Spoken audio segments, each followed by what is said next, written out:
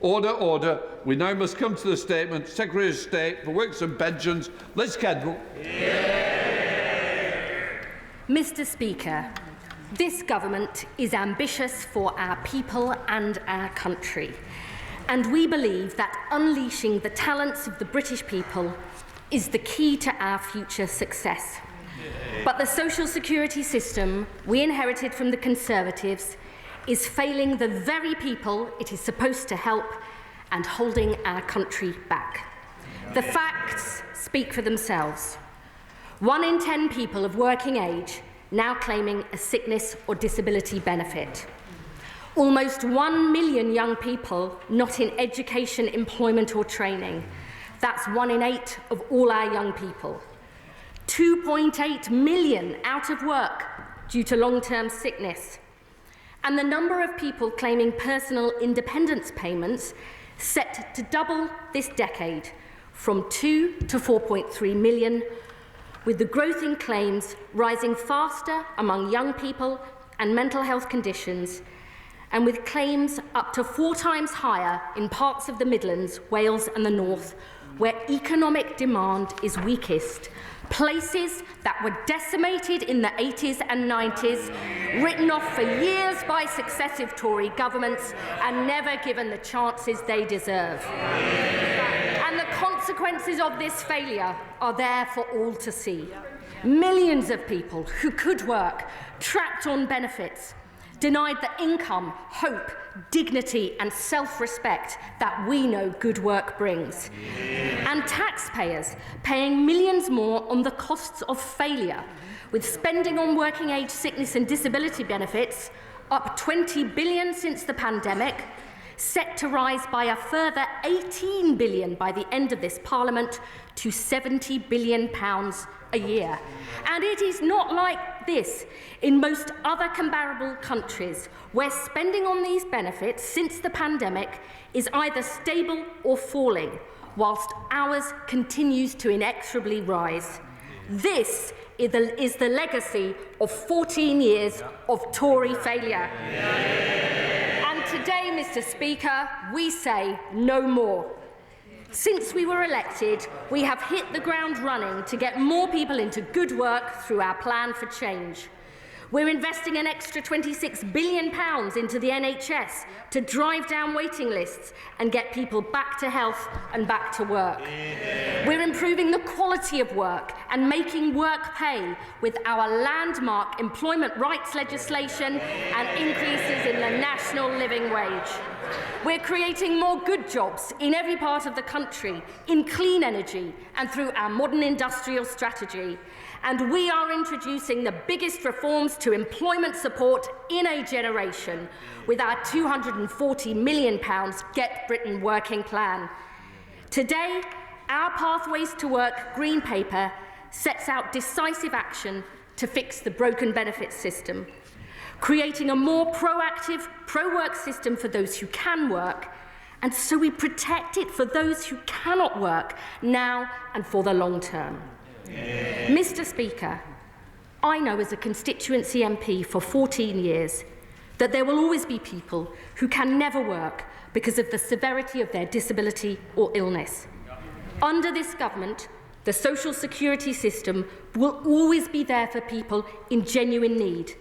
That is a principle we will never compromise on.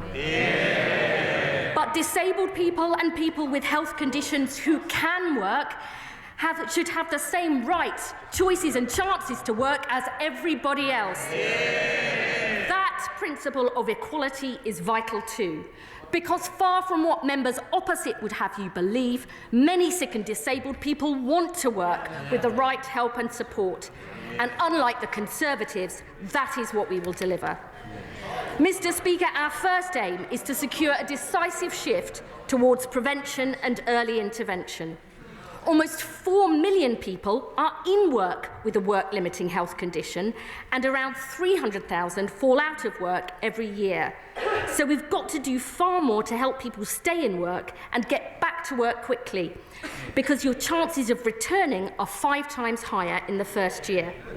Our plans to give statutory sick pay for 1 million of the lowest paid workers and more rights to flexible working will help keep more people in work.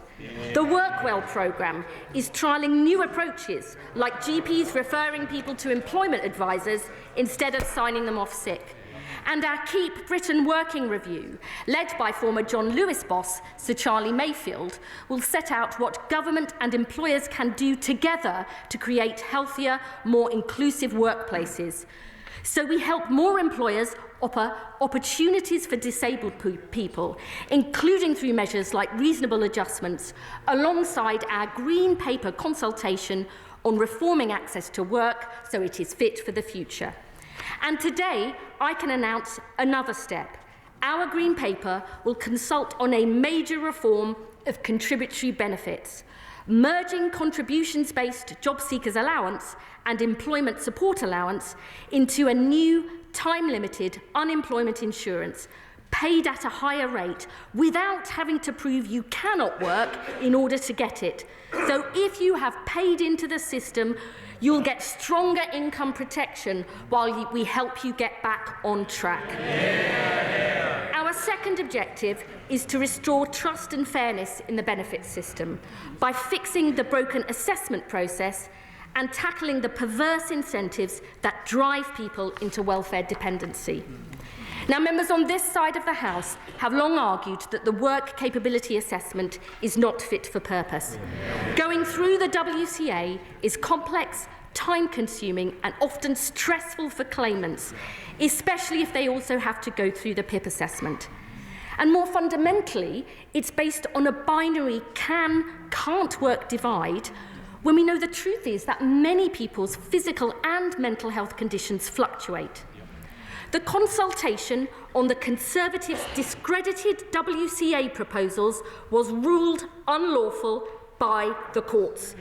So today I can announce we will not go ahead with their proposals. Instead, we will scrap the WCA in 2028.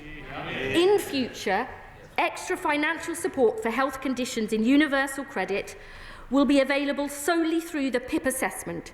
So extra income is based on the impact of someone's health condition or disability, not on their capacity to work, reducing the number of assessments that people have to go through, and a vital step towards de-risking work. And, Mr. Speaker, we will do more by legislating for a right to try, guaranteeing that work in and of itself will never lead to a benefit reassessment, giving people the confidence to take the plunge and try work without the fear this will put their benefits at risk. Mr. Speaker, we will also tackle the perverse financial incentives that the party opposite created, which actively encourage people into welfare dependency. The Tories ran down the value of the Universal Credit Standard Allowance. As a result, the health top-up is now worth double the standard allowance at more than £400 a month. And in 2017, they took away extra financial help for the group of people who could prepare for work. So we're left with a binary assessment of can or can't work and a clear financial incentive to define yourself as incapable of work, something the OBR, IFS and others say is a likely factor driving people onto incapacity benefits. Today, we tackle this problem head-on. We will legislate to rebalance the payments in universal credit from April next year, holding the value of the health top-up fixed in cash terms for existing claimants and reducing it for new claimants, with an additional premium for people with severe lifelong conditions that mean that they will never work, to give them the financial security they deserve. And alongside this, Mr. Speaker, we will bring in a permanent, above-inflation rise to the standard allowance in universal credit for the first time ever. Yeah. A £775 annual increase in cash terms by 2029-30 and a decisive step to tackle the perverse incentives in the system. We will also fix the failing system of reassessments. The Conservatives failed to switch reassessments back on after the pandemic, so they're down by more than 2/3, with face-to-face assessments going from 7 in 10 to only 1 in 10. We will turn these reassessments back on at scale and shift the focus back to doing more face-to-face, and we will ensure they are recorded as standard to give confidence to claimants and taxpayers that they're being done properly. And, Mr. Speaker, I can also announce for people on universal credit with the most severe disabilities and health conditions that will never improve, we want to ensure that they are never reassessed to give them the confidence and dignity they deserve. And we will fundamentally overhaul the DWP's safeguarding approach to make sure all our processes and training are of the highest quality so we protect and support the most vulnerable people. Mr. Speaker, alongside these changes, we will also reform disability benefits so they focus support on those in greatest need and to ensure the social security system lasts for the long term into the future. Social and demographic change means more people are now living with a disability. But the increase in disability benefits is double the rate of increasing prevalence of working-age disability in the country, with claims amongst young people up 150%, for mental health conditions up 190%, and claims for learning difficulties up over 400%, according to the IFS. Every day, there are more than 1,000 new PIP awards. That's the equivalent of adding a population the size of Leicester every single year. Mr. Speaker, that is not sustainable long-term, above all for the people who depend on this support. But the Tories have no proper plan to deal with this, just yet more ill-thought-through consultations. So today I can announce this government will not bring in the Tory proposals for vouchers, because disabled people should have choice and control over their lives. We will not means test PIP, because disabled people deserve extra support, whatever their incomes. And, Mr. Speaker, I can confirm we will not freeze PIP either. Instead, our reforms will focus support on those with the greatest needs. We will legislate for a change in PIP so people will need to score a minimum of 4 points in at least one activity to qualify for the daily living element of PIP from November 2026. This will not affect the mobility component of PIP and only relates to the daily living element. And alongside this, we will launch a review of the PIP assessment, led by my right honourable friend, the Minister for Social Security and Disability, in close consultation with disabled people, the organisations that represent them, and other experts.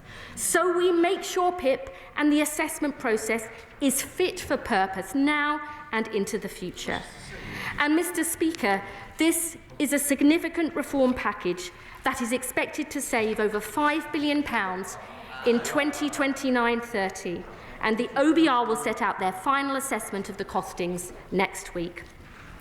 Our third and final objective is to deliver personalised support to sick and disabled people who can work to get the jobs they need and deserve. We know from the last Labour government and our new deals for disabled people, young people and the long-term unemployed, the difference that proper employment support can make. And more recent evidence from the Work Choice programme and additional work coach time shows support can make a significant difference in the number of people getting work, keeping work and improving their mental health and well-being too. This Labour government believes that an active active state can transform people's lives. We know this because we have done it before.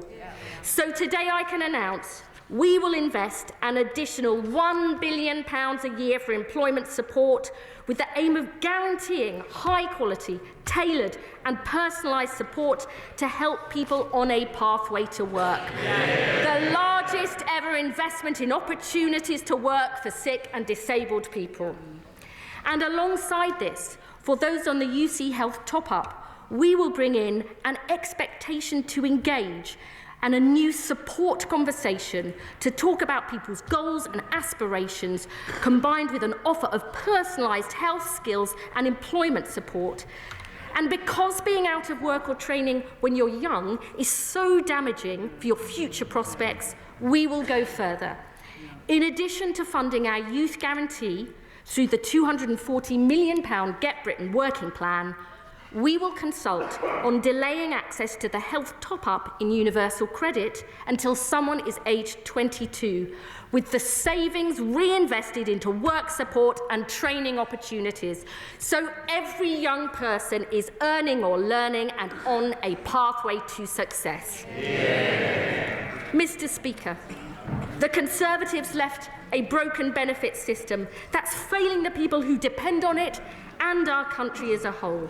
The status quo is unacceptable, but it is not inevitable. We were elected on a mandate for change, to end the sticking plaster approach and tackle the root causes of problems in this country that have been ignored for too long. Because we believe in the value and potential of every single person, that we all have something positive to contribute and can make a difference, whether that's in paid work, in our families or communities, alongside our neighbours and friends. We will unleash this potential in every corner of the land, because we are as ambitious for the British people as they are for themselves. Today we take decisive action, and I commend this statement to the House. Shadow Secretary of State Helen Whately. Thank you, Mr. Speaker. And I thank the Right Honourable Lady for advance sight of her statement. She and I agree on one thing. The welfare bill is too high. Left unchecked, it will rise to £100 billion by the end of the decade. Spending more on sickness benefits than we do on defence is not the sign of a strong country. And this isn't just a question of money. We have 3 million working-age people not working due to ill health, not filling the roles businesses need, not contributing to our economy, not fulfilling their own potential. Now, the best way to get the welfare bill down is to get people off benefits and into work. That is what we did year after year after taking office in 2010. Despite the once-in-a-century pandemic, there were 4 million more people in employment when we left office than the mess we inherited from Labour. Before the pandemic, economic inactivity was at a historic low. But it's true that then we started to see a new phenomenon: growing numbers of people claiming sickness benefits, and particularly worryingly, young people. A system set up with good intentions to protect the most vulnerable in society had over time morphed into something broader, driven in part by a well-intentioned but not always helpful medicalisation of life's ups and downs. In government, we identified this problem. We worked up plans to tackle it, but at every point, Labour opposed them. In fact, the Chancellor said that not one single penny could be saved from benefits. So when they came into office, not only did they cancel or delay pretty much everything we handed over, they had no plans of their own.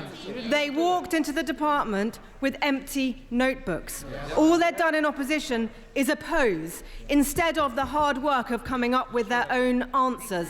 That's why the country has had to wait another 8 months for this announcement.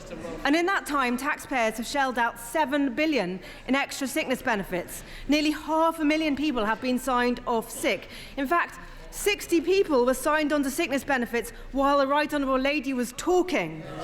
Nonetheless, I have been looking forward to hearing what she would announce today, and which of the many things briefed out to the media her spinning policy wheel would eventually land on. Governing is hard. We know that. In the last few weeks, they have made it look really hard. But nothing compared to how hard life can be for a severely disabled person. Somebody for whom getting up, getting dressed, getting breakfast, things most of us here found easy to do this morning, they find hard, if not impossible. For some people, the last few weeks has been deeply frightening. They will be glad for the uncertainty to finally be at an end. Mr. Speaker, I can genuinely say that I want the Right Honourable Lady to succeed, and I welcome her commitment today to increase the number of reassessments and that more of these will be taking place face-to-face and recorded. I welcome the investment in employment support for disabled people. And of course, I welcome her re-announcing a host of things that we were doing in government. Scrapping the work capability assessment and creating a single assessment. That is already government policy, due to come in 2026-27. Her big idea seems to be to delay this until 2028. Merging New Style JSA and ESA into a new time-limited higher rate, a proposal we worked up in government. Tightening up eligibility for PIP, a consultation we launched, and by the way, would have gone much further on. Ending reassessments for people whose health conditions won't improve, we consulted on. Their right to try guarantee sounds remarkably similar to our chance to work guarantee. And of course, her continued support for Workwell, a programme I launched with the now Shadow Chancellor. In fact, the only original idea I can see in their entire announcement is increasing the rate of unemployment benefits. A Labour policy, if ever I heard one. Mr. Speaker, this is a now or never chance to seize the moment, a now or never for millions of people who will otherwise be signed off for what could end up being a lifetime on benefits. But this announcement today leaves me with more questions than answers. How many people will this help back into work? By when? Surely we haven't been waiting 8 months just for another green paper. Where is the fit note reform crucial to stem the flow of people onto benefits? Where is the action on people being signed off sick for the everyday ups and downs of life? Why is she only planning to save $5 billion when the bill is forecast to rise to over $100 billion? And do the savings she's announcing today include the $5 billion savings we had already agreed with the OBR for reforming the work capability assessment? Because if so, she has made virtually no savings of her own. What is the saving net of the additional expenditure planned? Fundamentally, this is too little, too late. The fact is, $5 billion. The fact is, $5 billion just doesn't cut it with a bill so big going up so fast. She needed to be tougher. She should be saying, no more hard-working taxpayers funding the family next door not to work. No more free top-of-the-range cars for people who don't need them. No more sickfluencers helping people to claim money they don't need. And now, before the Right Honourable Lady puts on her angry voice and leans across the dispatch box to shout at me about 14 years, can I gently say to her that everybody in this chamber and around the country knows that we lost and they won, and now her job is to govern, and it is my job to hold her to account. Our country needs everybody who can work to work. This principle should be at the heart of our welfare system. It is good for the taxpayer, good for the economy, good for the individual and their family who benefit from the security, dignity and purpose that work brings. And it means that those who genuinely cannot work get the support they deserve. But the fact is, fewer people work under Labour. It's happened every time they've been in office, and it's already happening now. They should have taken their time in opposition to come up with some meaningful reforms. They didn't, and the country is already paying the price. Secretary of State. Thank you, Mr. Speaker. I mean, I personally like the Honourable Lady a great deal, but her entire response seemed to be railing against her own party's failings. and lamenting action her party itself failed to take. Too little, too late, it indeed will be the epitaph of the Conservative Party. One thing I do agree with is that this is a now or never moment, and I'm proud that this government is taking it, taking decisive action, ducking the challenges that have been ignored for too long. And also, I would say, Mr. Speaker, I'm not interested in being tough.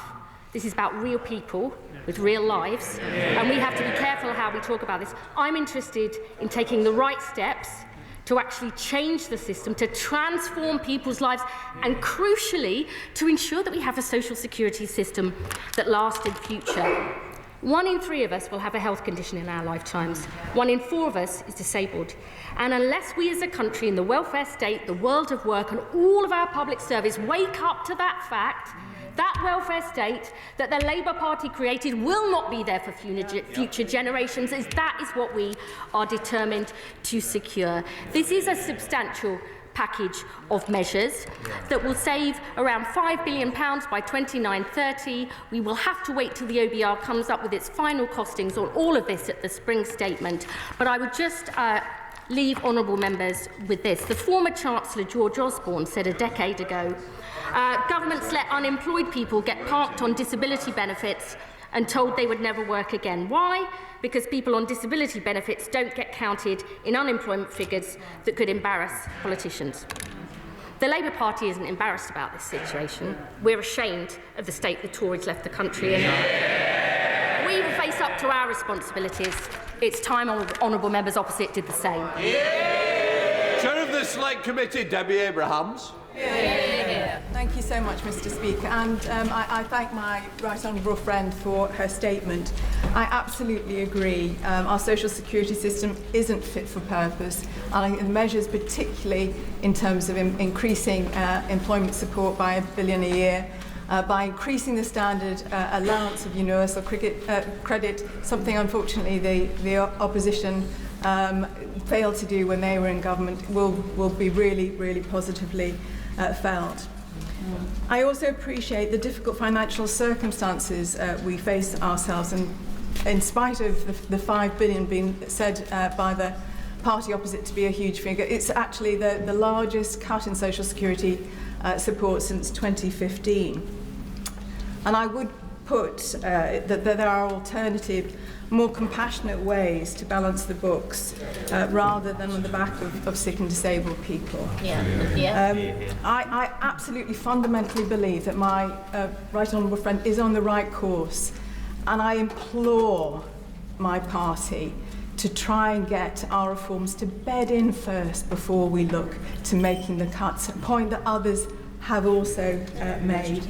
There's so much evidence of the adverse effects that the party opposite had with the cuts in support and the restrictions in eligibility criteria when they were in government, including the deaths of vulnerable people. And we can't have a repeat of that.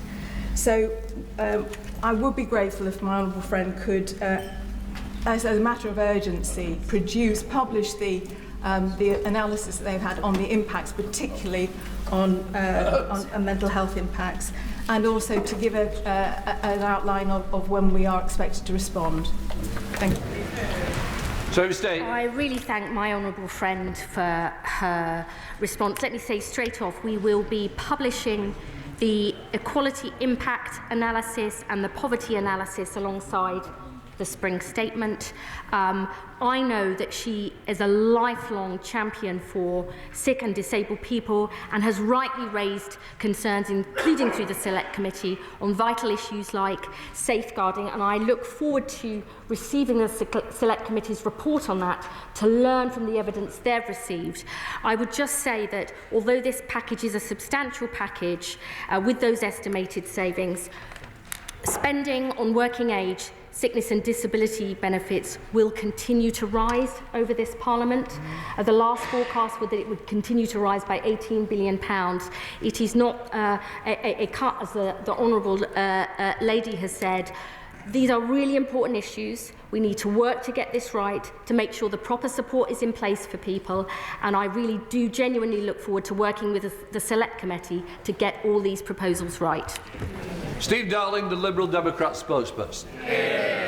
Thank you, Mr. Speaker, and I would first of all like to start by thanking the Secretary of State for sharing her statement in advance. That was extremely welcome. Liberal Democrats want to see more people in work, including those with disabilities. Sadly, the significant blocker for those people getting into work is the appalling state of our health and social care system left behind by the Tories to my right in more ways than one. And we desperately need the new Labour government to drive forward with reforms that actually see an investment in our health service to improve it. The devil is in the detail of these proposals, and I do fear what we will find as we turn over rocks over the next few days, particularly for those who are most vulnerable. The Minister has described the system as a broken system, and so therefore I would like to ask the Minister, how are you driving... Sorry, Chair. How is the Minister driving significant change through this? I fear that this is just tinkering around the edges where we need to see real culture change within the DWP. And also, Mr. Chair, investment in our NHS is absolutely more essential. Secretary of State. I actually agree with the honourable gentleman. We do need extra investment in the NHS and to overhaul the culture of the DWP, and that is precisely what we are doing.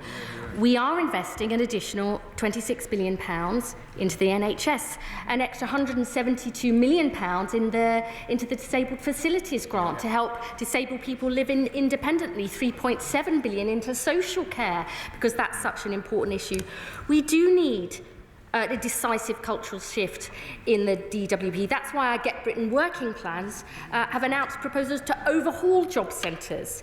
And we've also said today we need to have a fundamental look at our safeguarding approach. And I would also say this, our Pathways to Work employment support programme genuinely is that.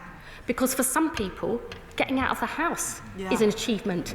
For others, going along to a community group, maybe doing voluntary action, getting skills, that is what we mean. And we will work closely, not only with the NHS and my right honourable friend and social care, but also voluntary organisations who have such a vital role to help people on a pathway to success.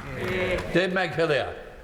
Mr. Speaker, and I welcome my right honourable friend's commitment to making sure that no one is on the scrap heap when it comes to working, that everyone will get the support that they need. I note that she's consulting on delaying access to the health top-up in universal credit until someone is aged 22, and would be grateful if she could explain the rationale for that age and what savings she expects to make if that consultation goes forward. Secretary of State.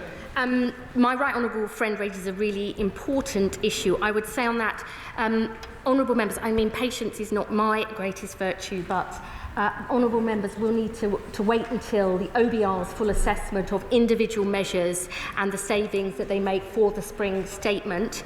And also on the delaying access to the health top-up for those under 22, there will be a specific exemption for those who are never able to work because their disability is so severe.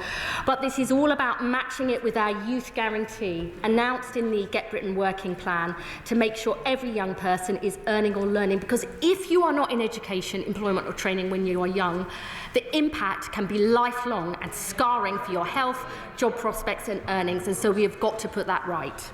Esther McVeigh. Thank you, Mr. Speaker. How precisely will these benefit cuts be realised, given this government's anti-business budget, which has seen businesses close at the fastest rate since Labour was last in office, and of those still standing, 30% are planning to cut staff to cope with the increase in the employer's national insurance contribution? Where are the jobs? We know Labour is the party of the magic money tree. Is Labour now the party of the magic jobs tree too? I mean, the only party that believes in magic money is members opposite. Who wrote a cheque that they couldn't pay. And I would say to the Honourable Lady, unlike members opposite, we believe good work and good rights at work actually is of benefit to businesses, because the best businesses know it helps retain people and reduce the costs of recruitment. We are overhauling our approach with employers in the DWP because only 1 in 6 ever uses a job centre to recruit. We want to have a single account manager for all businesses. We're going to make sure our job centres are much more embedded in their local communities so they have detailed knowledge of individual employers. That is the way that we get Britain working and growing again. Clive Lewis.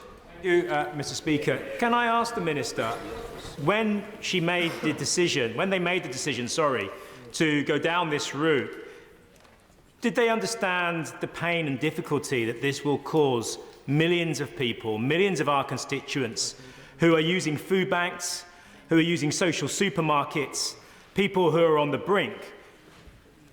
This £5 billion cut is going to impact them more than I think her department is giving credit for. And I would like her department to be able to look my constituents in the eye when I go back to them to tell them that this is going to work for them, because as things stand, my constituents, my friends, my family are very angry about this, and they do not think this is the kind of action that a Labour government takes. I have great respect for my honourable friend, but let me just say this to him. I've spent years chairing Feeding Leicester, the programme to end hunger in my city, and I know that I can look my constituents in the eye and say to them, I know that getting more people into better paid jobs is the key to their future success. I know dealing with their mental health problems, which we know are so prevalent, is absolutely essential. We, the Labour Party, believe that if you can work, we will give you the help to get back on your feet, because that is the long-term route to tackling poverty, tackling inequality, which is what this Labour Party is all about. Caroline Down. Thank you very much, Mr. Speaker. Like the Honourable Lady, I was also elected in 2010, and I need to tell her that our recollections differ. Because when I came into this role after 13 years of Labour government, 7.5% of the young people in the Gosport constituency were not in education, employment or training. That was a number that was down to 3% by last year. And since they've taken office, 83,000 more people across this country of working age are now unemployed. So what I want to know from her is all the jobs that take on so many of the young people across our constituencies, from adult social care to childcare to hair and beauty, are telling me that they're not now taking on more staff as a result of her Chancellor's changes to national insurance contributions. Surely the two are mutually incompatible. Secretary of State. I would say to the Honourable Lady, unless we cut waiting times and waiting lists in the NHS so people can get back to health and back to work. That is the reason that we are investing an extra £26 billion into the NHS, and many employers have said to me that they are deeply concerned about that. And we are precisely dealing with those key sectors, health and social care, construction, all those areas where people want people with the skills to get jobs. We are overhauling our approach in DWP, setting up sector work-based academy programmes specifically tailored to employers' needs. I know there's more we need to do to work with employers to help them get people back into work, and that is what this government will deliver. Dr. Marie Timble. Thank you, Mr. Speaker. After 14 years of Conservative failure, there's a 29% employment gap and a 17% pay gap for disabled people in this country. Therefore, we must ensure that the social model of disability is central to government decision-making to achieve inclusive growth that enables disabled people to fulfil their potential. I welcome her proactive approach to reasonable adjustments and the £1 billion support package to get disabled people back into work where they can work, as well as her recognition that PIP is designed as an in-work benefit to enable people to live independently, because research shows that supportive, incentive-based approaches massively outperform cuts or sanctions in getting disabled people into sustainable employment. Yeah. What work has she done to develop inclusive growth strategies across all employment sectors to close the disability employment gap and the disability pay gaps? Sarah State. I absolutely agree with my right honourable friend. This is at the heart of our mission here, providing those equal rights and choices for disabled people to work as anybody else. We will be working with disabled people and the organisations that represent them to develop our pathways to work employment support so we get it right, because we won't do that unless we work closely with disabled people. And we are also working right across government. We have disability ministers in every single government department.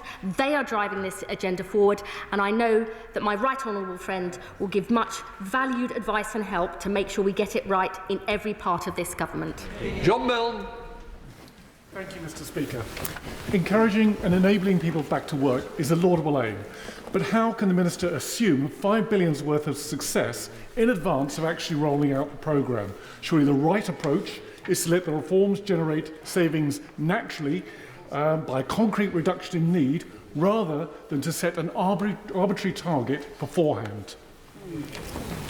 We're not setting an arbitrary target. We're fixing a broken system, and we're taking action immediately, because we believe we have to both put in place that employment support, put in place the health support and social care support at the same time as fixing a broken benefit system. And I would just say to the honourable gentleman, I start first, last and always with people.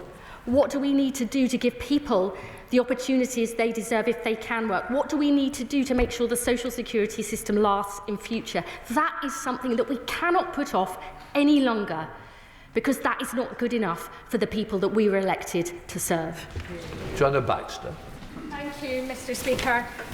PIP is a devolved benefit known as the Adult Disability Payment in Scotland.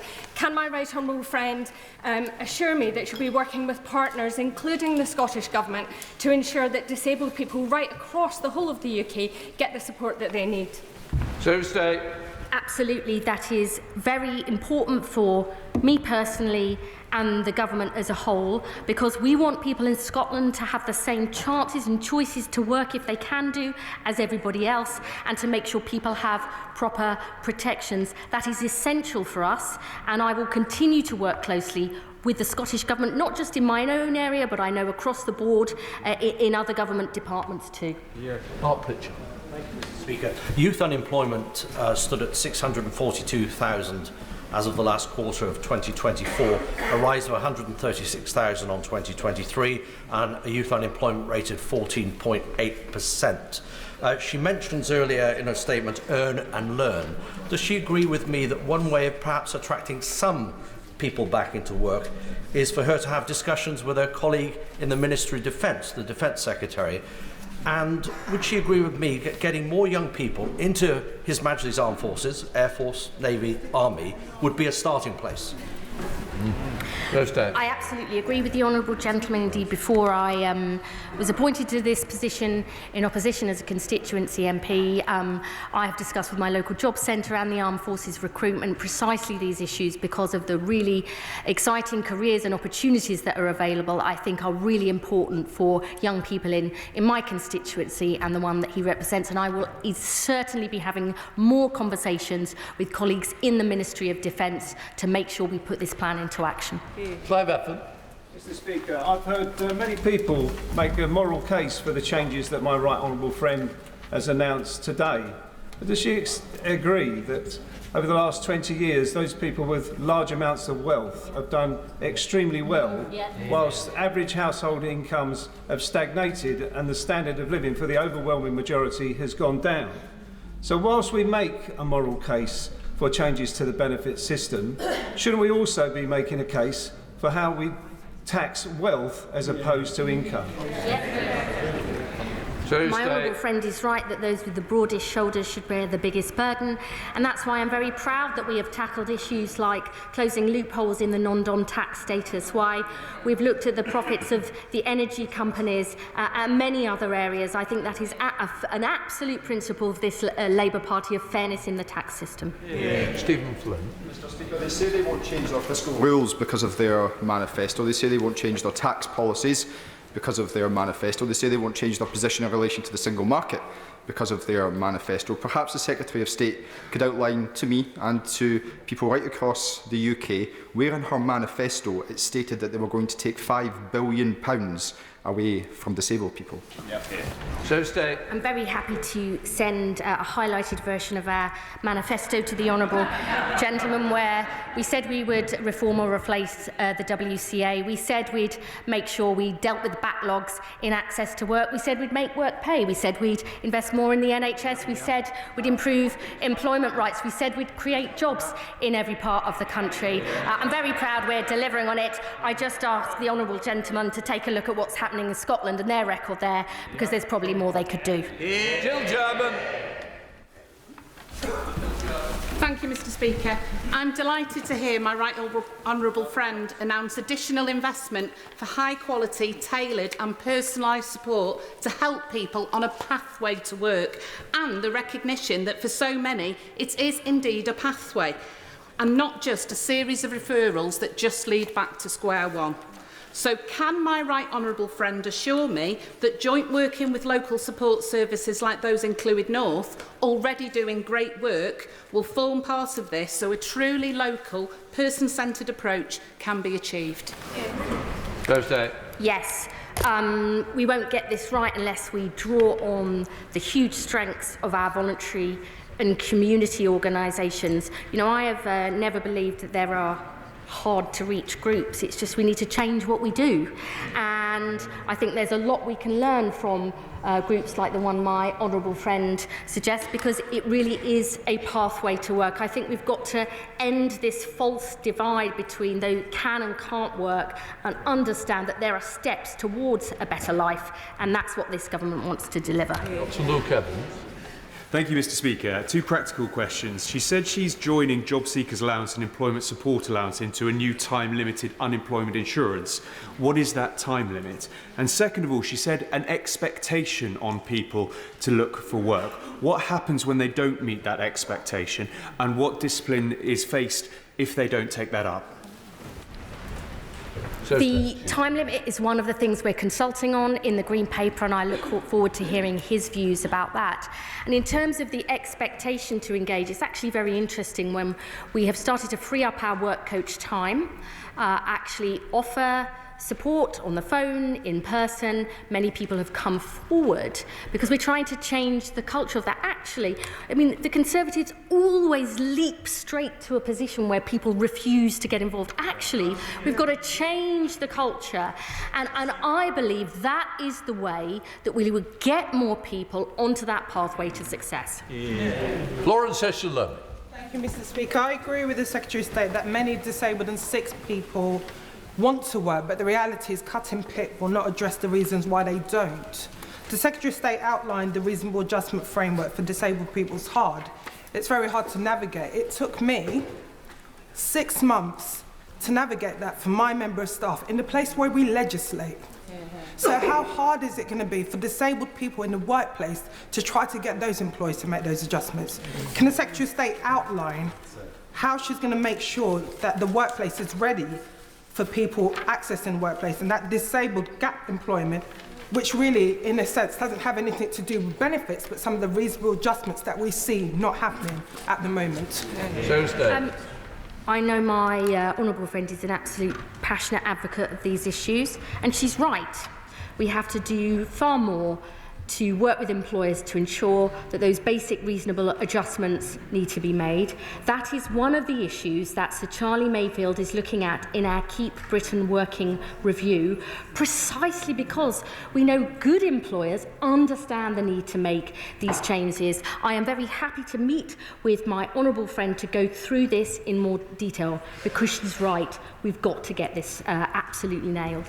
Gavin Robinson. Thank you, Mr. Speaker. Speaker. First it was the pensioners and their winter fuel allowance, then it was the waspy women and broken promises, and now it's the sick and the vulnerable. We believe in protecting the taxpayer, but protecting those who need our support the most, and yet not a word about abuse or not a word about those who are taking money out of the system when they are not entitled to it. Can I ask the Secretary of State how she can rationalise in her mind in this statement how she on the one hand accepts that people's health and their well-being can fluctuate, but on the other hand say that she's going to do away with the accumulation of points. To require an applicant to get 4 points in any one box does away with the ability to recognise that mental ill health particularly manifests itself in many different ways, and that accumulation of points has been incredibly important to get support for those who need it most. If it fluctuates, how is she doing away with that accumulation? I would say to the honourable gentleman, there is very clear evidence that good work is good for mental health. And that is for people with anxiety and depression, but also those with more severe conditions, psychosis, schizophrenia. Really clear evidence from the NHS individual placement and support programme that you can help people get into work. That's not only better for them and their incomes, but it reduces their relapses and spending on the NHS. He asks me how I rationalise this. It's because I am not prepared to accept a system that is miserable for people, that traps them in poverty, that denies people the chances and support they deserve. And I am also not prepared to accept an inexorable rise in the cost of spending, much of which is on the cost of failure, precisely because I want to ensure the social security system lasts for the long term. Sarah Owen. Mr. Speaker, I think all of us on this side of the House at least understand the scale of the financial bin fire left by the previous government. But there are those that are worried and are seeking assurances at home. Of the 1 million people potentially losing disability support, what guarantees can my right honourable friend give that those that are unable to feed or toilet themselves will not lose out in personal care? And of the 1 million who can and do want to work, of course we welcome that £1 billion extra support. But how is this government going to hold uncooperative employers' feet to the fire in giving disabled people an equal chance of employment and career success? Thursday. I agree with my honourable friend. I know people are worried and concerned. And that is a really important issue. It's why I disagreed with the opposition spokesman saying we need to be tough. I'm not interested in that. This is real people and real lives. And I would say that the changes in PIP are not coming in immediately. They will be from November 2026 for new claimants. Those with severe conditions who will never work will be protected. If people do have a reassessment, it will be done by a fully trained assessor or a healthcare professional based on their individual needs. And in order to ensure there is greater confidence in those assessors and the decisions that are being taken, we will overhaul our safeguarding and training, and we will record those assessments as a standard, because that is absolutely essential. So Desmond Sway. Mr. Speaker, because working is so beneficial to mental health, will she require claimants to undertake socially useful work in order to retain their benefits? Sarah State. No.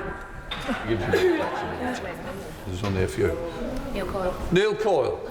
Can I thank the Secretary of State for listening to disabled people and their organisations on ending the needless, wasteful and extremely expensive repeat reassessments for those with progressive conditions. I hope it's being welcomed by those who've campaigned for that for many years. But can I ask if the Green Paper plans will include tackling the disincentives to work for disabled people and others in supported housing that mean working more than 15 hours a week can actually result in financial penalties in a system not just ignored by the party opposite, but put in place by the two parties opposite in coalition when they fumbled the universal credit introduction.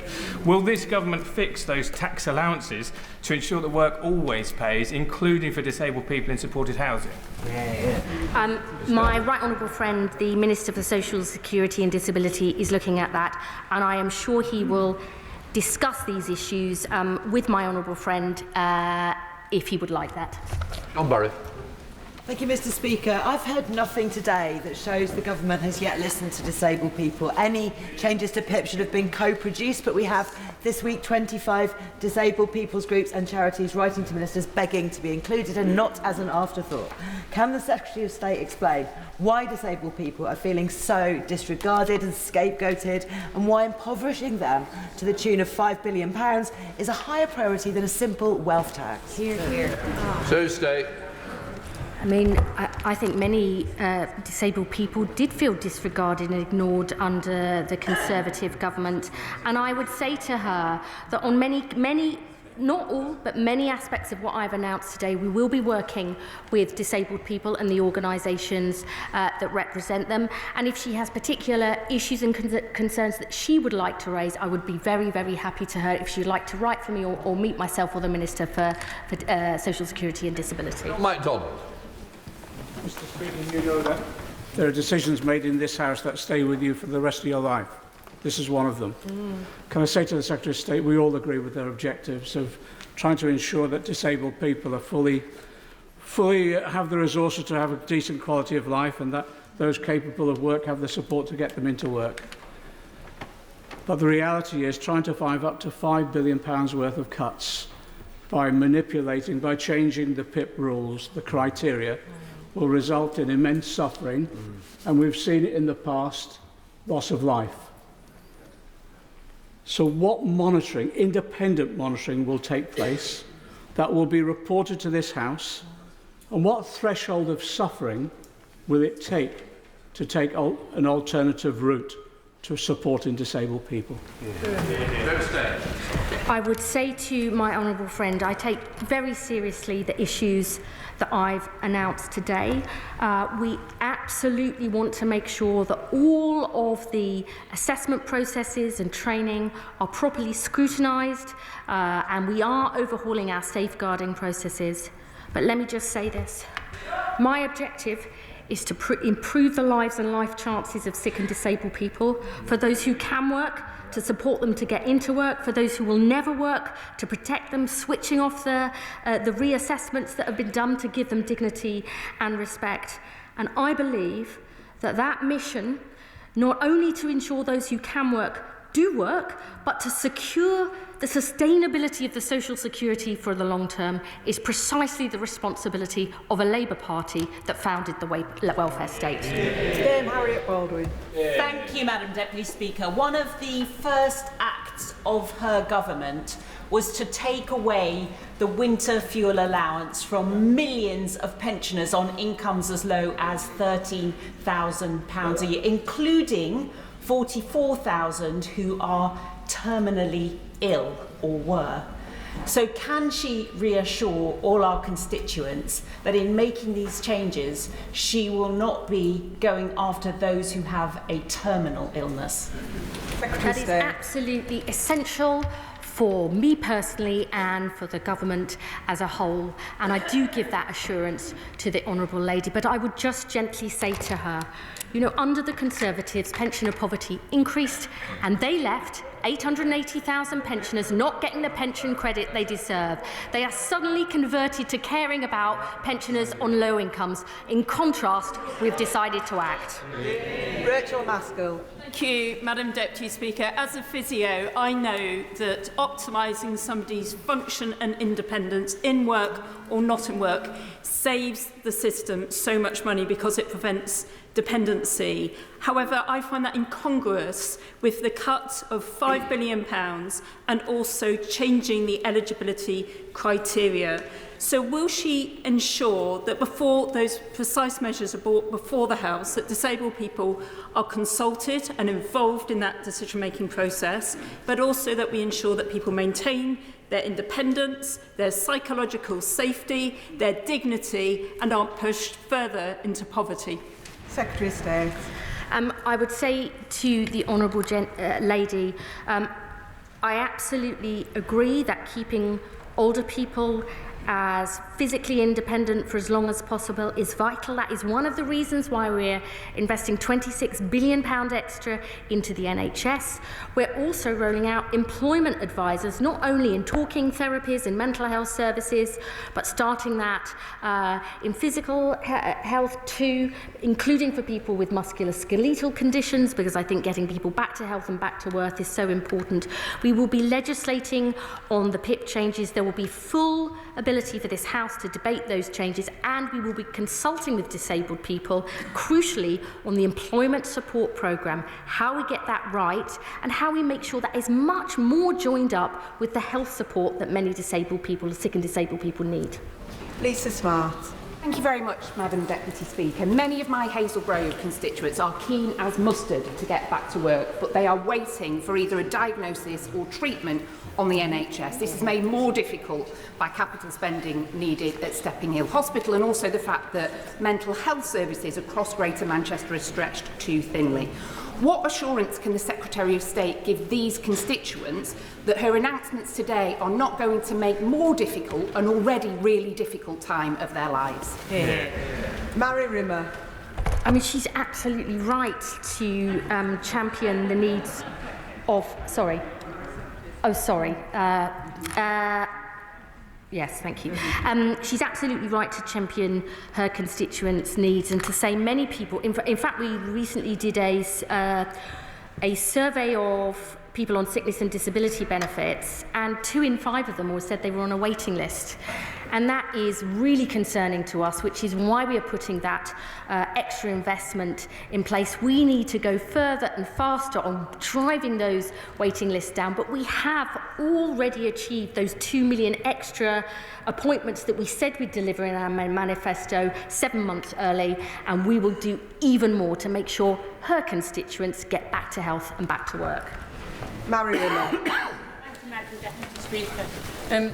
Nearly 1 million young people are leaving school and not in employment and training or education. My colleague and I, both representing St Helens, received a letter a couple of weeks ago, and it came a message from tutors in the college who were having difficulty getting young people to join training, education, and could we do anything about it?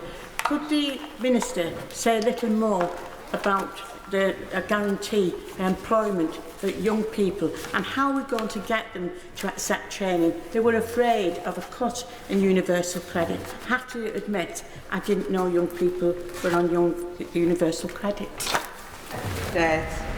I promised I will keep my answers shorter because I know there are so many colleagues who want to get in. Actually, our youth guarantee is going to start being rolled out from next month. It will bring together, local leaders, mayors and local leaders will bring together all that work, health and skills support locally. I'm very happy to talk to her personally about what more we can do in her constituency, because she's right. We've got to get those young people on a pathway to success. Jerome Mayhew. Deputy Speaker, when I fought the last election, I was honest with my electorate, telling them that we would save £12 billion from the welfare budget. Was the Minister honest with her electorate when she talked about their plans to cut disability welfare, or is she making this policy on the hoof because the Chancellor has destroyed economic growth? Secretary of State. They didn't have a plan. The former Chancellor, the member for Godalming and Ash, actually admitted during the general election that money had already been scored. So I'd say I will listen more to the honourable member when they actually put forward a plan that works instead of having it discredited in the courts. Dan Francis. Thank you, Madam Deputy Speaker. Too many carers of disabled people end up with physical and mental health disabilities themselves and end up trapped in the system of their loved one. What more can the Secretary of State do with her colleagues in the Department of Health and Department of Education to stop that trap? Secretary of State. I've been a lifelong champion of family carers who give their all to looking after the people they love. My honourable friend will know we've already boosted the carers allowance earning threshold by £45 a week to £196, benefiting more than 60,000 carers by 29/30, the biggest ever cash increase in the earnings threshold for carers. There's much more we need to do to support family carers, including them, enabling them to balance their work and caring responsibilities. So I look forward to talking to my honourable friend about this, because there's much, much more we need to do. Dr Caroline Johnson. Thank you, Madam Deputy Speaker. Madam Deputy Speaker, the Secretary of State says she'll legislate for a change in PIP so that people must score a minimum of 4 points in at least one activity to qualify in the future. This means that an individual who needs supervision or assistance with therapy 3.5 hours a week, and prompting and assistance with washing, and assistance to get in the bath or shower, and supervision to manage their toilet needs, and assistance to dress and undress their lower body would no longer qualify for PIP. How many such individuals are there? Secretary of State. It doesn't mean that. What I would say is that every single case is assessed on individual need, and I would say to the honourable lady, it is really important that she understands and her constituents understand we will protect those with the severe disabilities who can never work, and for anyone who goes through a reassessment process, that will be done based on their personal individual needs. Dr Sabir Ahmed. Thank you, Madam Deputy Speaker. My right honourable friend will agree with me that under the managed decline of the SNP, people in Scotland are more likely to be economically inactive than the rest of the UK. She will further agree with me that we have greater ambitions for the people of Scotland, particularly young people, than the party opposite. Will she agree with me that these reforms are absolutely necessary so they put more Scots back to work and back on the road to prosperity? Secretary of State.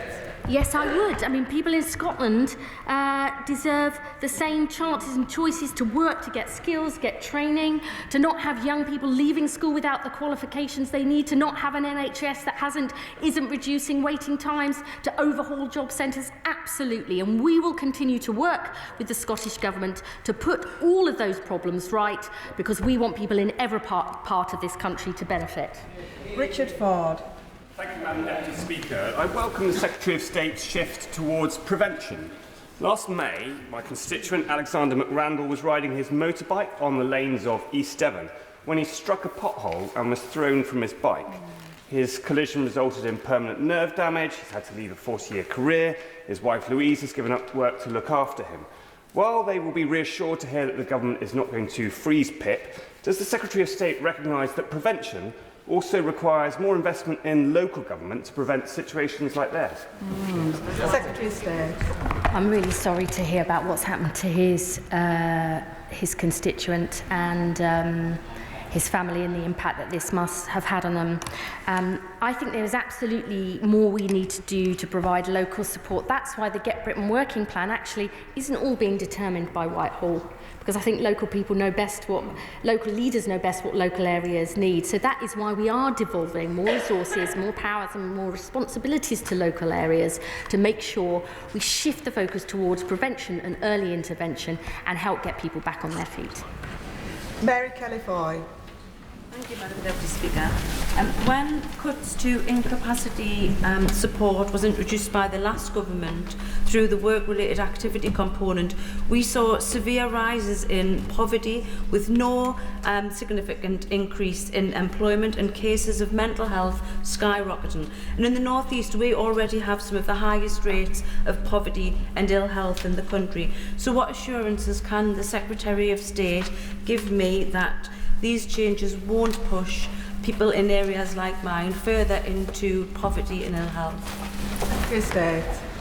It is absolutely about areas like my honourable friend represents, areas that have been written off and denied opportunities for so long, and it's really important that we look at this in the round. The action we're taking to create more good jobs in every part of the country through the modern industrial strategy, clean energy and building 1.5 million homes. My honourable friend, the Health Secretary, is sending in specific teams into the top 20 areas with the highest levels of economic inactivity to drive down those waiting lists. There is much more that we need to do to make this focused on the areas that need help most, and I look forward to working with my honourable friend to make that happen. Carla Lockhart.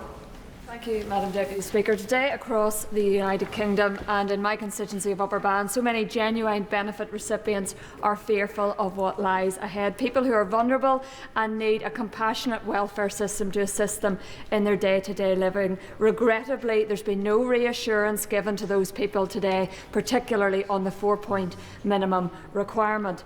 Little mention today about fraud and the genuine need to tackle it head-on. Does the Secretary of State not believe that equipping our benefit fraud officers with resources and powers to catch and deal with those frauding would be a better starting point than sweeping changes that will unlikely outsmart the fraudster but will hit the most vulnerable?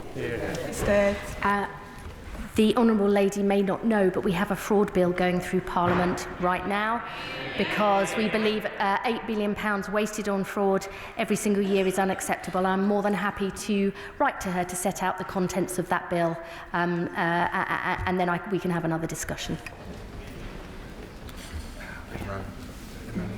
Imran Hussain. Thank you, Madam Deputy Speaker. And the reality remains that over the last few weeks, thousands of the most severely disabled people in my constituency and millions across the UK have watched in disbelief as politicians debate cuts to the support that enables their very survival, leaving many at breaking point, Madam Deputy Speaker. Does the Secretary of State understand the real fear and distress that this has caused? And will she today, from that dispatch box, commit to ensuring that not a single person who currently receives PIP now is unfairly punished or left struggling by these plans? Secretary of State. I do understand the worry and anxiety, and I hope I've made it clear to the House today. I don't start from a position of being tough. I start by precisely from a position of compassion for people who can work, who are being denied opportunities, and for compassion for severely disabled people who will never work, which is one of the reasons why we're overhauling our safeguarding processes and ensuring those who can never work are never reassessed to give them the confidence and dignity they deserve. Gregory Stafford. Thank you, Madam Deputy Speaker. I welcome any initiative that will see more people getting back into work. And whilst I have some concerns about the detail that the Secretary of State has announced, especially around targeting, I think, the wrong people within this, and also the fact that there won't be the jobs for them to go to because of national insurance contributions. Can I press, however, on the actual detail? I find it strange that she can tell us it's going to save £5 billion, but can't even give us a ballpark figure of how much she's going to spend beyond and above the £1 billion that she's already announced. I know it's going to come out in the OBR. I don't expect it to the penny, but can she give us a rough cost of how much her changes are actually going to cost? Secretary of State. The honourable gentleman may know that members on this side of the House strongly believe in and support the independence of the OBR and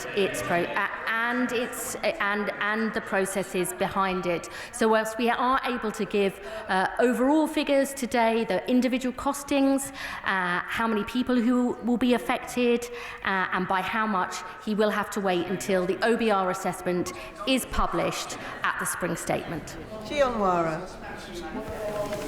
Many constituents have contacted me afraid of losing their benefits. After 14 years of Tory neglect and chaos and several months of scaremongering, there's real vulnerability and fear in my constituency. So could she confirm that on this side of the House, we believe that those who cannot work are entitled to a decent standard of living nevertheless? And like her, I believe that good work is good for you. Good for mental well-being, good for sense of worth, good for economic security, and disabled people are entitled to that. Would she write to me and set out in detail the incremental support that disabled people in Newcastle Central and West, including tech support, can expect as a result of these measures, and when? Secretary of State. I absolutely commit to doing that. Harriet Cross. Thank you, Madam Deputy Speaker. The statement referred to right to try legislation being brought forward, and in the statement the Secretary of State also referred to de-risking work. But the Treasury's NICS rises make employing more expensive, and the Employment Rights Bill makes employing more risky. Yes. What assessment has her department done with other relevant departments on the impact of the recent government policies on job creation, and what impact this will have for the opportunities of sick and disabled people to try work? Yeah. Secretary of State. I mean, members on this side of the House believe good work and employment rights makes it more likely that people will take work. That's why we're bringing them forward, and it makes it more likely to keep people in work. And actually, we have a lot of employers who want to work with us to get the people that they need. Because they are struggling to fill those vacancies, we're overhauling our approach to that because we want to serve employers to better meet their needs. Melanie Ward. Thank you, Madam Speaker. Of course, everyone in our country who can work should work and should receive appropriate support to do so. It is of the utmost importance to many on these benches that Labour ensures that disabled people who can never work are supported and protected to live the best possible life in dignity.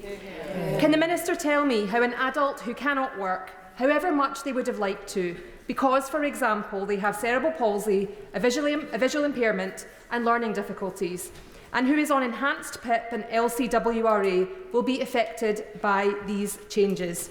What would be the impact on their finances? Secretary of State. I know my honourable friend cares absolutely passionately about these issues, and I have spoken to her about them many times before. I absolutely agree, and we commit that people who will never be able to work because of the severity of their disability or health condition will be protected by this. And in fact, by never going back and reassessing people, I hope that we will make a positive improvement, giving them the dignity and respect they need and deserve. Alison Bennett. Thank you, Madam Deputy Speaker. Culture matters, and when I've spoken to carers who've been the victim of the carers overpayment scandal, the culture at the DWP is something they describe as spirit-crushing. But the culture of the government matters too. And last week I spoke to my constituent Jeff, who lives in Haywards Heath, who is partially sighted, and he told me that he and the partially sighted community have been sick with worry about what's been brought forward today. Does the Secretary of State think that the pitch rolling that's gone over the last 10 days is the right way to make these kinds of announcements? Secretary of State. I hope from now on honourable members will focus on the proposals we are actually putting forward. I would say to her culture does really matter, and that is, she referenced carers allowance. That's why we launched an independent investigation into this, because I don't just want to be told we're putting things right. I want independent voices to say that we are actually putting that right. And even recently, I would just say, I mean, I think many of our work coaches in job centres are absolutely wonderful, but I've heard from other honourable members in this House things like work coaches ringing deaf people. You know, we have to start changing that, looking at our training processes, putting all of this right, so everyone is treated with the dignity and respect they deserve. Adam Thompson. Thank you, Madam Deputy Speaker. In Erewash, there are many disabled and sick people who can never work, but who are forced to jump endlessly through hoops for the benefits that they need to survive. Can I welcome the Secretary of State's plan to switch off reassessments and end the needless stresses that these people must endure? And can I ask her to elaborate on these plans? This is actually something really important to myself and the Minister for Social Security and Disability personally, through cases that we've seen where it seems, quite frankly, unbelievable that people whose disability is never going to change or their health condition is only going to get progressively worse. So whilst we switch reassessments back on and more face-to-face for people on the health top-up, we really want to make sure that there is dignity and respect for those who can and will never work, and I would be more than happy to write to my honourable friend with more details about that proposal in the Green Paper. Kirsty Blackman.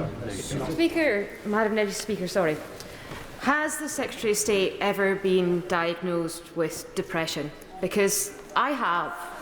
I have been in a situation where getting up in the morning, where having a shower, where brushing your teeth feels like the biggest fight just to achieve those things. Does she think that putting people with diagnosis of a mental health condition through more reassessments is going to make their mental health condition better, or is it going to make it worse? The Honourable Lady will forgive me if I don't talk about any health issues I may or may not have had in the past, and although she is brave enough to talk about them in this House. I would say that people's mental health condition affects them in many, many different ways, and there are people with anxiety and depression who say to me that work has actually given them structure and purpose and helped them deal with the problems, and others who've said sometimes they just can't get out of bed, let alone out of the house.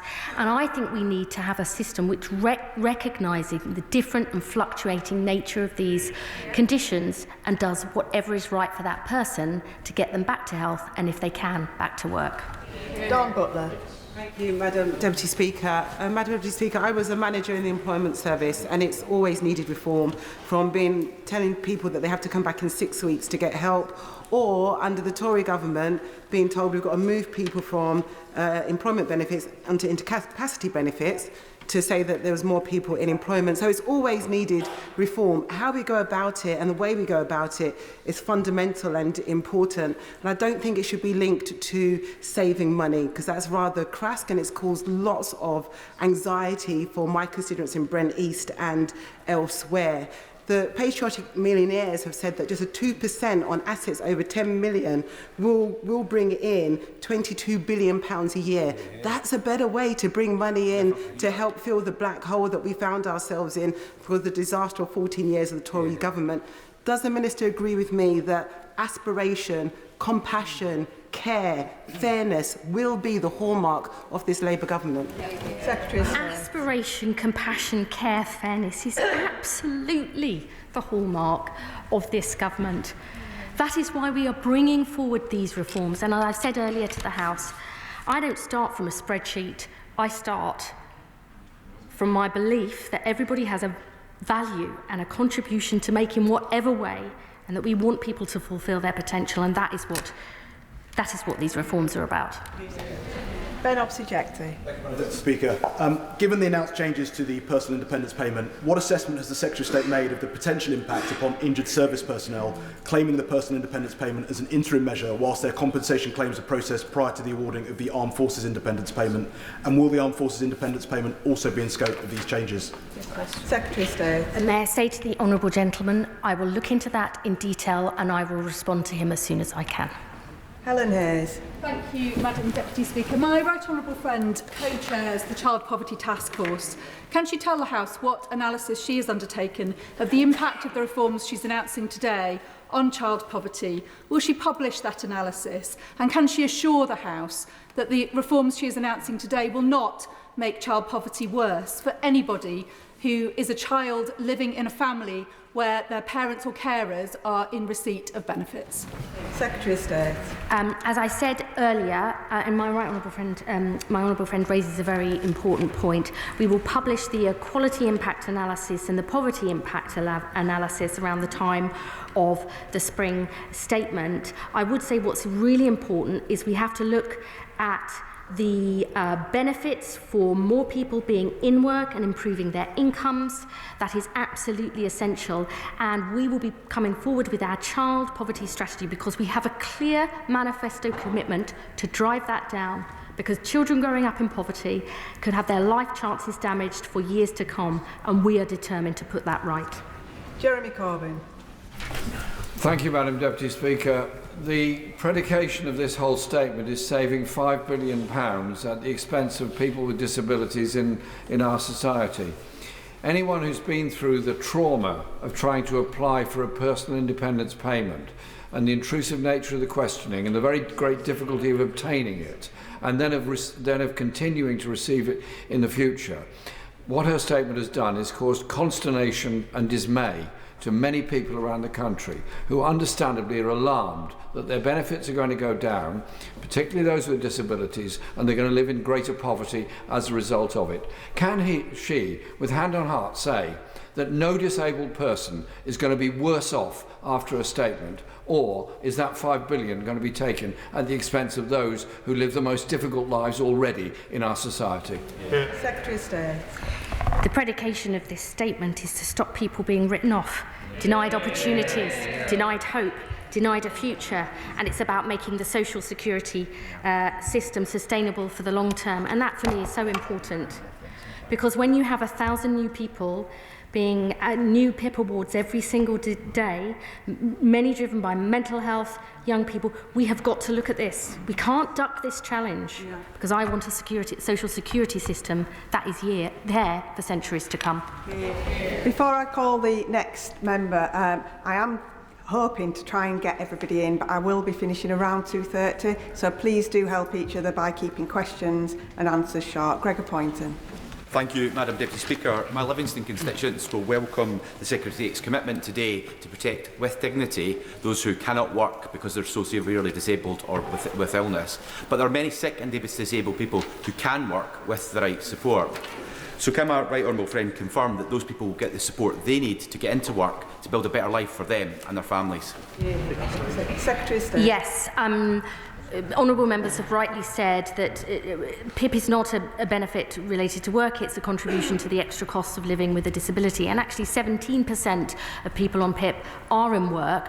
I want to expand opportunities for disabled people who can work to get into work, because the disability employment gap, which actually fell under the last government, has sort of flatlined. We want to sort that out, because we believe disabled people should have the same rights and chances to work if they can as everybody else. Vicky Slade. Thank you, Madam Deputy Speaker. Can the Minister offer some reassurance to Sue from Wareham about her 45-year-old son who is permanently disabled through childhood illness? She told me that he's got great abilities and works part-time with support, but every time there's a change of circumstance, he has to prove again his permanent disability. Now, you've confirmed that there will be changes regarding reassessments by DWP, but will these also apply across other government departments, including DFT, for matters including bus passes and blue badges, because these things cause huge mental health issues? Secretary of State. She raises a really important point. I will look at that and write back to the Honourable Lady to make sure we address it properly. Charlotte Nichols. Thank you, Madam Deputy Speaker.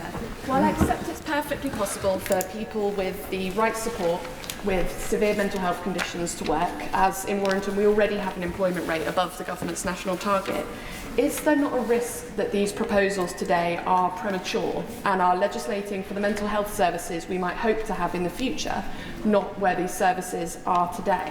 And does she accept that the issue is not over-diagnosis, but the broken mental health services we inherited? Secretary of State. I've always believed that we should follow the evidence on this. We've got a clear commitment to recruiting 8,500 new mental health workers to have mental health support in every primary and secondary school to prevent problems from happening.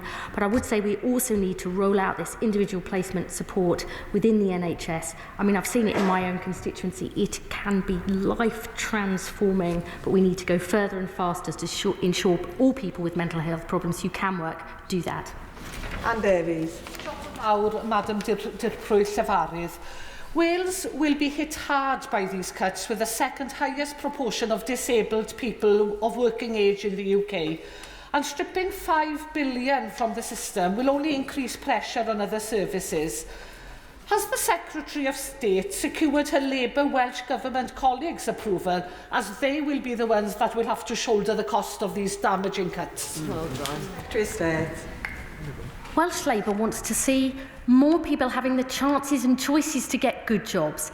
That is why we have a modern industrial strategy to create good jobs in every part of the country, why we're building 1.5 million new homes, why we want to see clean energy support. All of these things will make a huge difference. We do not believe the status quo is acceptable or inevitable. That is why our plan for change will create more good jobs in every part of the company, and that's something I hope she and her party will welcome. Annalise Midgley. Thank you, Madam Deputy Speaker. I support the measures taken in this statement to get people who can work into work. I've been contacted by constituents who are worried. Like my constituent Lisa, who's got a son with a severe disability, he will never be able to work and relies on current support. So can my right honourable friend assure me that people like my constituent who cannot work and will never be able to work will not be worse off under these proposals? Secretary of State. We absolutely will protect those who can never work. And one thing that I haven't said to the House so far, one of the things we're actually consulting on in the Green Paper, is whether we should increase the age at which children get DLA from 16 to 18. I think that's a very important point to give people the reassurance they need and deserve. Okay, Jim Allister. Jim Allister. Thank you. To me, parity in our welfare benefits is a key feature of our union. When the last government introduced their welfare reforms, the Northern Ireland Executive saw fit to introduce mitigations for which they had to pay by taking money off health and education out of the block grant. If on this occasion the Northern Ireland Executive decides to mitigate these cuts, can the Secretary of State confirm that again that money would have to come out of needed services like health and education? And I would say to the honourable gentleman full details about the impact of these changes on the block grant will be available at the spring statement.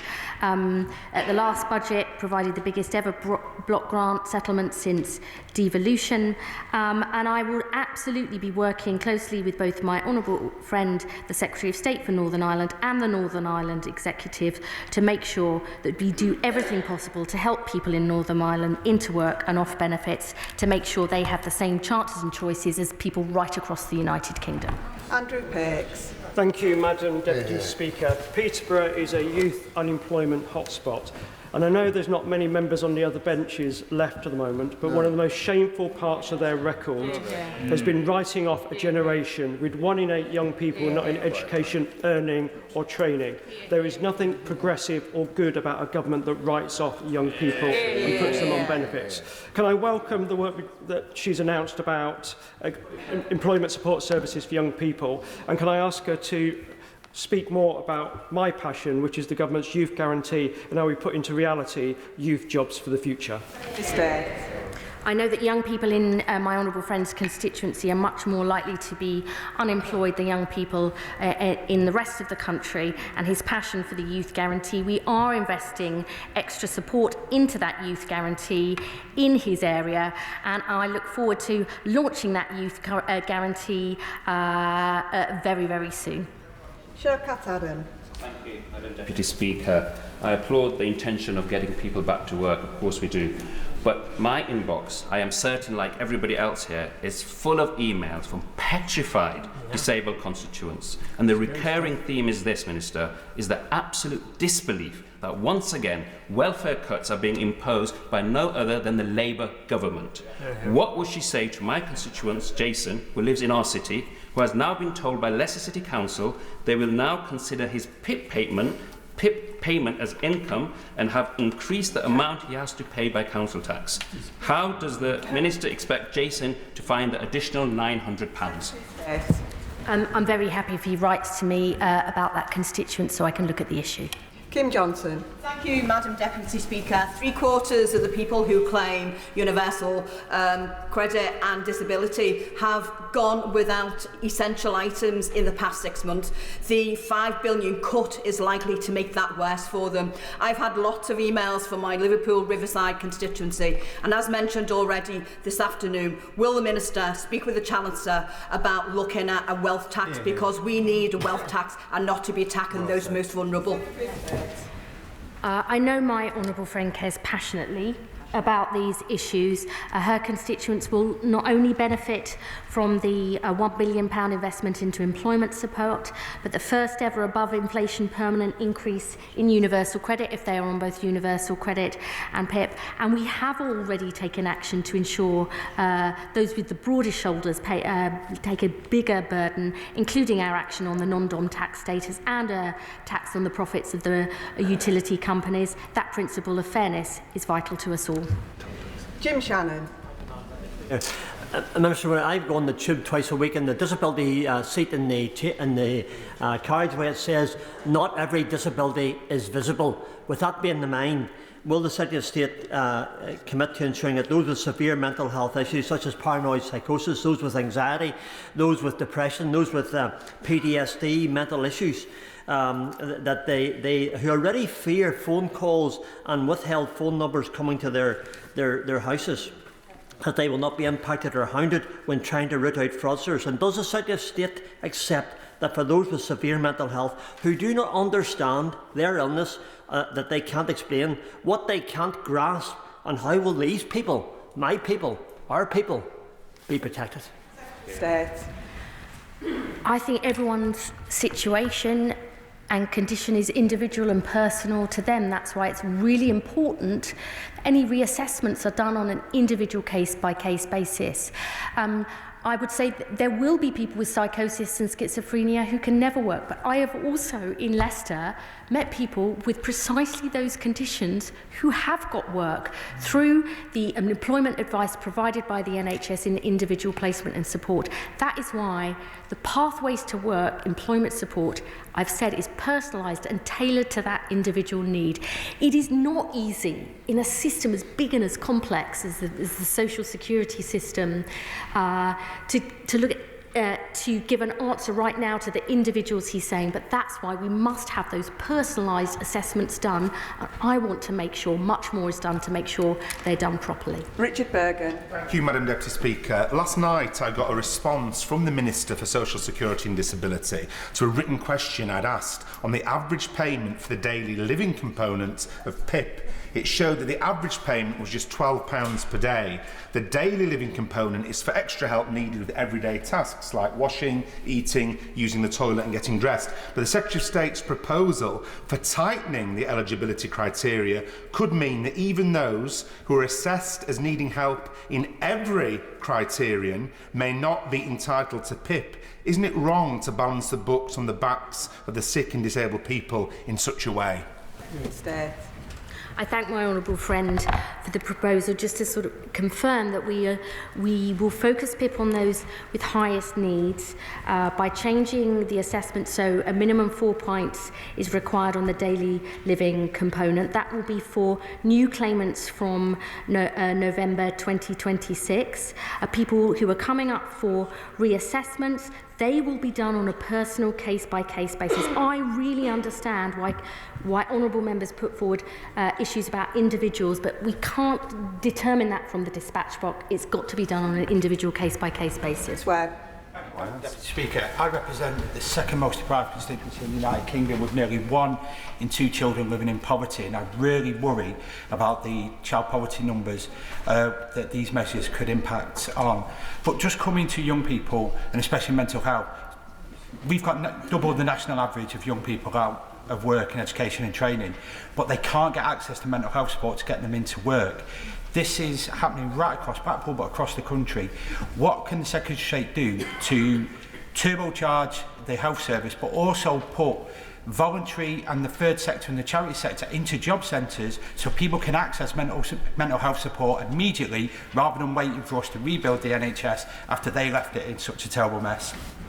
I mean, we actually want to look at putting job centres into GP surgeries, into community centres. I mean, I believe in a jobs and careers service, going to where people are rather than always expecting them to come to us. He is right to raise this issue. I mean, in some parts of the country, I believe I'm right in saying this, for example, in Manchester, in the combined authority there, they've actually commissioned specific talking therapist support for people who are looking for work. That is the direction of travel we want to move in, and I'm more than happy to discuss that with him in more detail. Deirdre Costigan. Thank you, Madam Deputy Speaker. Hundreds of disabled people in Ealing Southall want to work, but they often face absolute poverty pay and feel they would be better off on benefits. This is because, on average, disabled workers are paid £2.35 an hour less than other workers. That's £4,300 less a year.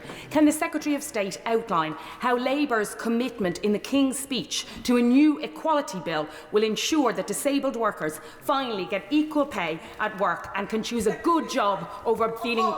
Order. Secretary of State. I'm delighted to tell my honourable friend we have today launched the consultation on equality pay gap reporting, and I hope that will make a huge difference. Blair McDougall. Madam Deputy Speaker, if we do believe in the social model of disability described by the member for Penistone and Stockbridge earlier on, can I encourage the Secretary of State and all of us to find a different language to talk about this? Because when we talk about disabled people as unable to work, we ignore the fact that the majority of disabled adults are in work, and those that are not often are desperate to get into work but are held back by low pay and by lack of opportunities. And can we look again at access to work to make sure that the largest and most profitable employers are bearing more of the costs of adapting? Can I remind members, there's a lot of members to get in. Please help each other and keep your questions and your answers short. Secretary of State. He's right, there's actually more disabled people in work than ever before. We need to recognise it and go further. We are launching a consultation on access to work to make sure that more people are able to get that vital support and that it goes into the right place at the right time. Mohamed Yassin. Thank you, Madam Deputy Speaker. I agree with the government that welfare reform is necessary, but many of my constituents are very worried about support they rely on being removed. 14 years of austerity under the Conservative took its toll on our nation, with public services cuts and cost of living crisis pushing people to the brink. So what the government is doing to address the root cause of people being unable to work rather than just focusing on symptoms? Secretary of State. We are precisely focusing on the root causes, what more we can do to change the world of work, how we can get people back to health and back to work, how we can give people the skills that they need, tackling the disincentives in the benefit system. I'm not interested in tinkering around. It's too important for people, and life is short. I want to get this right, tackle the root causes, and put this country on a pathway to success. Speaker, many organisations, including our own NHS, use punitive capability processes when scoring people's illness when they become sick during work. And this adds additional stress to the people who need support most. What support will you give to employers to ensure that their employees are well supported if they're experiencing ill health? Our Keep Britain Working review, led by the former John Lewis boss, Sir Charlie Mayfield, is looking precisely at this issue. What more can we do to support employers to help give more opportunities for sick and disabled people to get work and to stay in work? Sarah Sultana. The Resolution Foundation has warned that cuts to PIP could see 620,000 people lose around £675 a month, hitting the poorest families hardest. With 870,000 children living in PIP-receiving households, 290,000 of whom are already living below the poverty line, how can the government justify pushing more disabled people and children into poverty instead of pursuing fairer alternatives such as a 2% wealth tax on assets over 10 million? This would raise 24 billion, 5 times as much as those proposed from these cuts. Is austerity 2.0 the change people really voted for? Secretary of State. Spending on working age sickness and disability benefits will still rise substantially over this Parliament. The full assessments of the numbers affected and by how much will be published alongside the spring statement. Harpreet Uppal. Thank you, Madam Deputy Speaker, and can I thank the Secretary of State for her statement. Cuts to social security for disabled people under the previous government led to disabled people living in poverty with little or no increase in employment rates. So what assessments have been made on the impact of disabled people's income as a result of these changes, and will she make sure any reforms are compassionate and that disabled people have a voice in any changes? Secretary of State. Many honourable members have asked this. We will publish the equality impact and poverty impact analysis alongside the spring statement. I believe we need to treat people with dignity, respect and compassion, but we also have to face up to the challenges of a failing system that is currently not sustainable, not for the public finances, although that is true, but for the very people who will depend on this in future. That's what we're trying to change. Dixon. Deputy Speaker, and I thank my honourable friend for assuring Shipley constituents with profound disability that they will be protected under these reforms. My niece, who herself has autism and has faced significant barriers to work, is a health coach in a job centre locally. She's helping other people with disabilities, neurodiversity issues and mental illness to find work, but she's frustrated that she doesn't have access to the fit notes. Will the Secretary of State ensure that job centre staff have the time, information and resources they need to support people with disability and health problems to find suitable and rewarding jobs? As always, my honourable friend absolutely hits the nail on the head.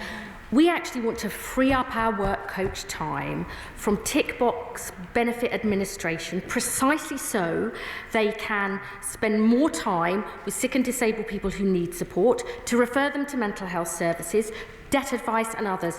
When we have done that, we've shown more people get into work, their finances improve, and so does their mental health. We've announced we already will free up 1,000 work coaches' time to help over 60,000 sick and disabled people.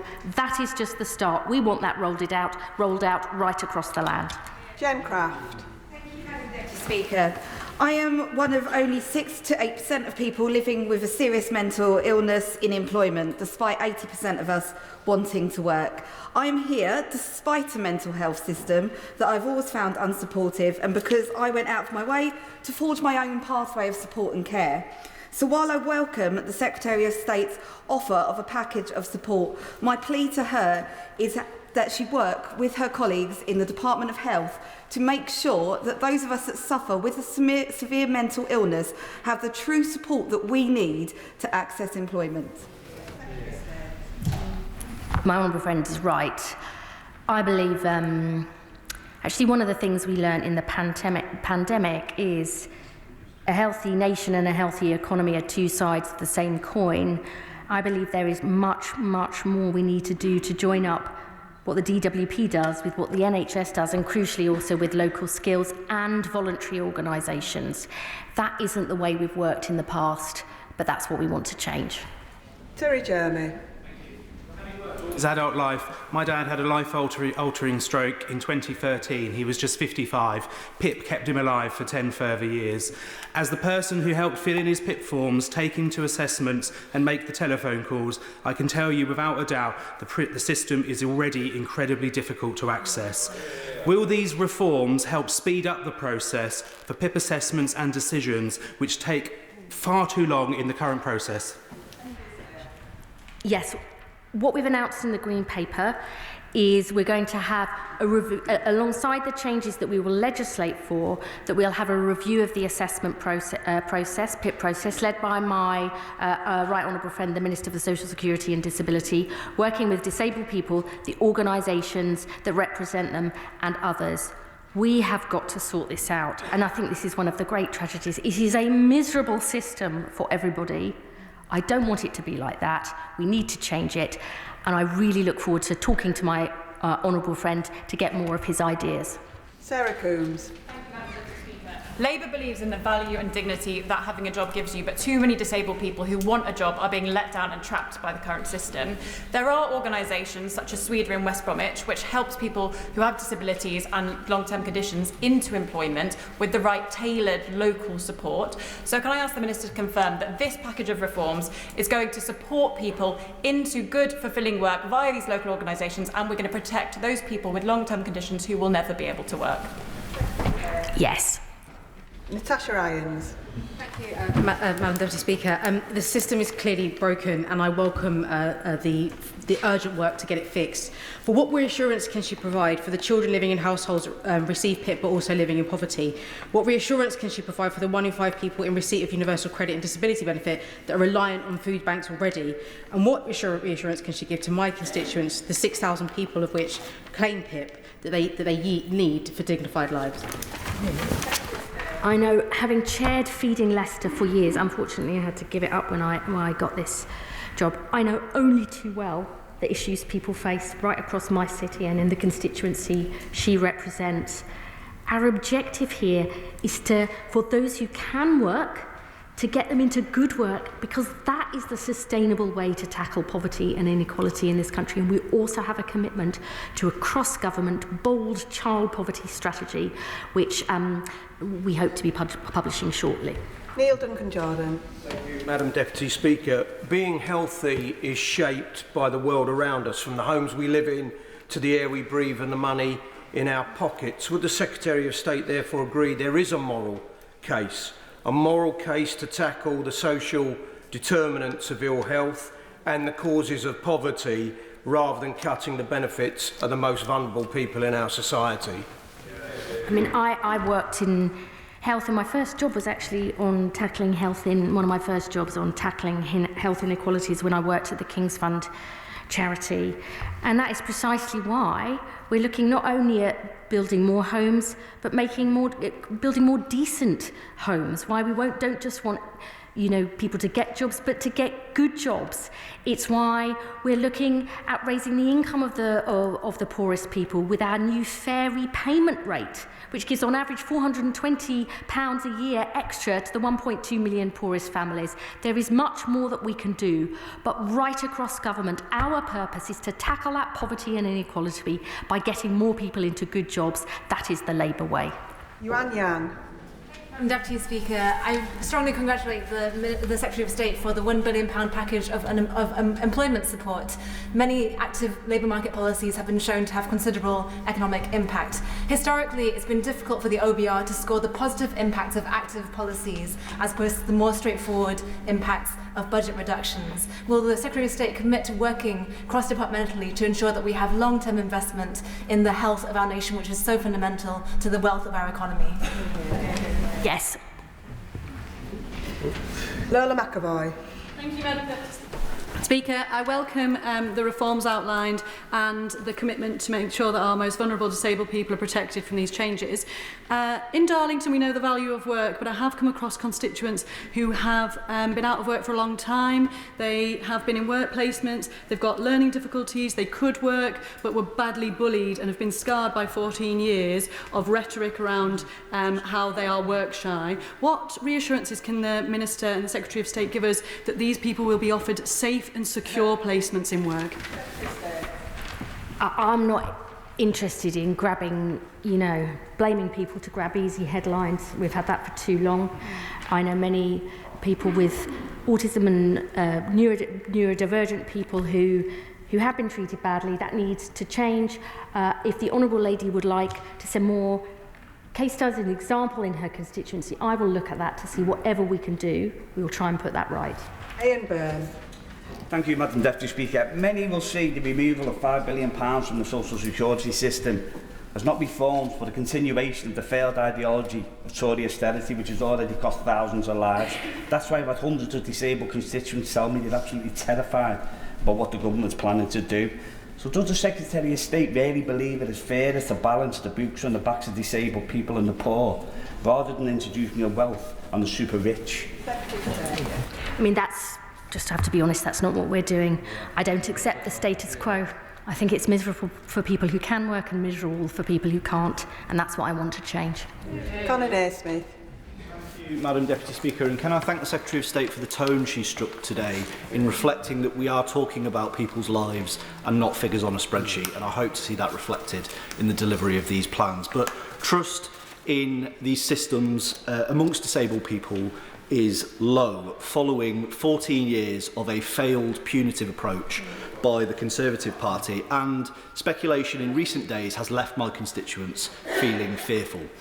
So what assurances can the Secretary of State give me that those with the most severe disabilities, those who are genuinely unable to work, will be no worse off under these plans?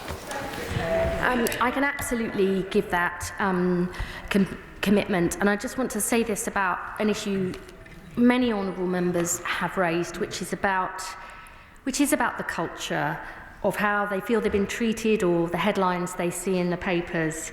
It is really important we change that. I know that we can't do that overnight, but the entire team in the DWP, our ministers and also the officials know we want to change that so we can get people on a pathway to success. Becky Cooper. Thank you, Madam Deputy Speaker, and I thank the Minister for her statement. Welfare reform must hold responsibility for ensuring that incentivising people into work does not produce unintended health consequences, not least, as she rightly points out, by generating fear and uncertainty. Would the Minister therefore agree that we need to address the health inequity issues that are delaying treatment of mental illness and our underlying public health and inequality issues? Welfare reform and NHS transformation must complement each other to make sure that no one is left behind. I absolutely agree that we need to tackle these issues, but I just would say this. There is more and more evidence that good work is good for mental health, for people with anxiety and depression and those with serious conditions, if that support is done in the right way. I have seen it for myself. In my own constituency, from the work that the NHS is doing, we've got to spread that far more widely. Lizzie Collins. Thank you, Madam Deputy Speaker. We know that helping people stay well and managing long-term conditions or disabilities almost always is cheaper in the long term. Can the Secretary of State tell me how she will account for the potential wider system costs of changing any money that is available to people with disabilities or long-term conditions? So for many years before I was appointed in opposition as Shadow DWP, I worked in health and social care. And I know that actually helping people to manage their own long-term conditions is absolutely essential, where we give people power, control and agency over their lives rather than telling them somehow the doctor or somebody else always knows best.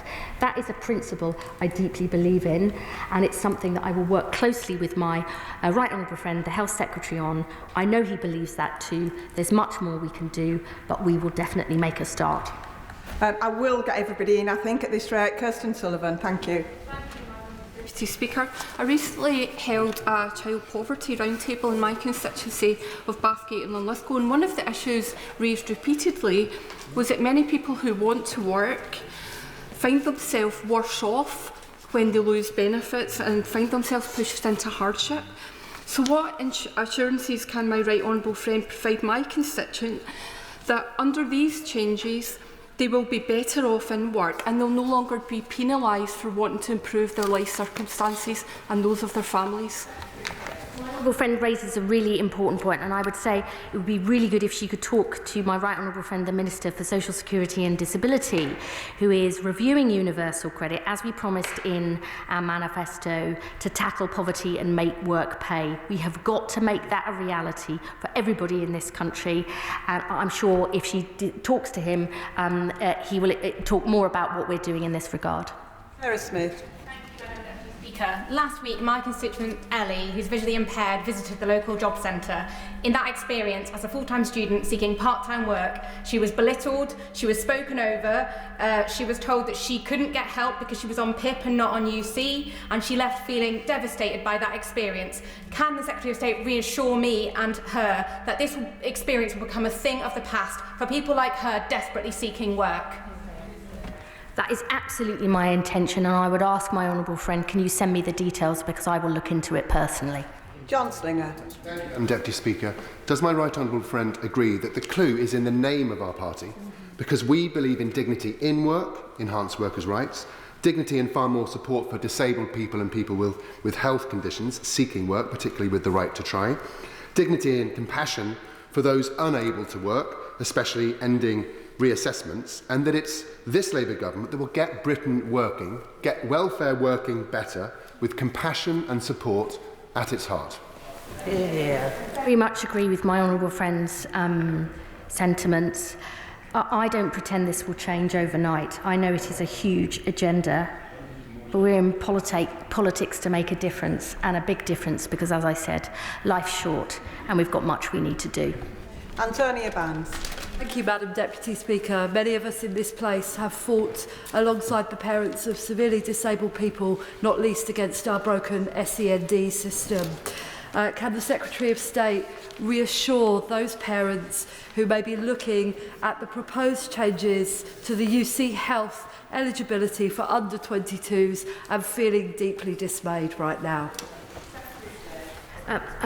I want to say to my honourable friend, well, we are consulting on this proposal. We want to make sure those severely disabled who will never work will be protected on that.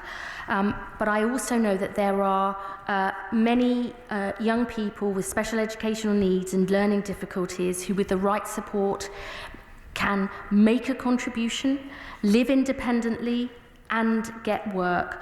I am working closely with my right honourable friend, the Education Secretary, to get this right, because it's really important that we ensure all young people get the support and opportunities they deserve. Polly Billington. Thank you, Madam Deputy Speaker. My right honourable friend will know that the Tory legacy in coastal communities like mine in East Thanet is a broken welfare system and a broken economy. The number of people claiming PIP has more than doubled in my constituency since 2018, and the statistics on young people claiming for mental health conditions are particularly heartbreaking. But two things can be true at once. Too many people are being written off without a path to wellness and work, and there must be reliable support for those who can't work. Can my right honourable friend explain how reducing support for those who struggle to wash and dress themselves will help tackle either of these challenges? My right honourable friend, as always, speaks passionately about her constituency and the need to make sure that the support for people who can work is there, but also that we protect those. I would say every case needs to be judged on an individual basis. We will make sure that that happens. And may I say to the House and Madam Deputy Speaker, I know many people would have wanted to ask more questions and to say more. My door is always open. We want and need to get this right. We'll have more debates about this, but if any honourable member on either of the side of the House wants to contact me with more questions, myself and the team will do everything we can to address these openly, honestly and quickly. And the final question from the backbench is Chris Vince. Thank you, Madam Deputy Speaker. And I thank the Secretary of State for her statement today. I think we all know that the current system is not only broken, it's also unsustainable, and I welcome her focus on supporting the long-term unemployed, and I would point to some good examples of work we're doing in my constituency of Harlow. Would she, however, agree that we need to support those constituents in Harlow, many with severe disabilities, who cannot work, and end this merry-go-round of constant reassessment? Yeah. Saving the best till last, as always, for the honourable gentleman for Harlow. We absolutely will protect those with severe disabilities who can never work, and I don't want to see them having to go through reassessments that are deeply worrying to people. We want to put that right, and for people in Harlow who can work but have been denied the opportunities, we'll fix the broken system, tackle the perverse incentives that we were left by the Conservatives, and give people hope and opportunity that there are better days ahead. That concludes the statements, and can I just let members know that there's been around 100 members who've asked questions on that statement. Point of order, Dr Caroline Johnson. Madam Deputy Speaker, during the statement, the Secretary of State said when I raised a question that it doesn't mean that. I raised a list of descriptors used on the government's website to qualify somebody for a certain number of points in relation to the disability living a component of PIP, the daily living component of PIP. Each of those descriptors that I raised have either 2 or 3 points associated with them, which means that someone who had all of those descriptors at the moment, needing supervision or assessment with therapy for 3.5 hours a week, 2 points, prompting and assistance with washing hair and body below the waist, 2 points, assistance to get in and out of the bath, 3 points, supervision to manage toilet needs, 2 points, assistance to dress or undress the lower body, needing physical help of another person, also 2 points. At the moment, someone with all of those needs would qualify for this component of PIP, and under her new rules would not. How can I give the Secretary of State the opportunity to correct the record? That is not a point of order, but the Honourable Lady has got her point on the record. We now come to the 10-minute rule motion. I will let the front benches swap over and settle.